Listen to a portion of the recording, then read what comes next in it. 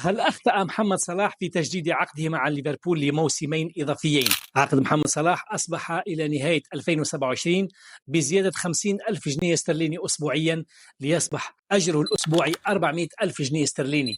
هذا المبلغ ليس بالكبير مقارنة بالعروض المادية الضخمة والفلكية التي قدمت له من قبل بعض الأندية في دوري روشن السعودي. هل بحث محمد صلاح على المجد وعلى كتابة اسمه في تاريخ عمالقة كرة القدم العالمية، أم أنه أخطأ في رفض هذا العقد؟ حسب رأيي المتواضع، محمد صلاح قام بما عليه أن يقوم به، وهو تجديد عقده مع ليفربول، لأنه سيكتب التاريخ هناك في هذه القلعة الأمراء في أنفيلد. سيكون من أحد أقوى الأساطير التي مرت على تاريخ الكرة الإنجليزية والعالمية. محمد صلاح بعدم قبوله العروض التي قدمت له من قبل بعض الفرق من الدوري السعودي، أحسن فعلا مواصلته المشوار مع ليفربول، لأن هناك يكتب التاريخ وهناك سيخلد اسمه ضمن أساطير اللعبة في العالم. هذا رأيي، فما هو رأيكم في عدم قبول أي عرض من الأندية الكبيرة في الدوري السعودي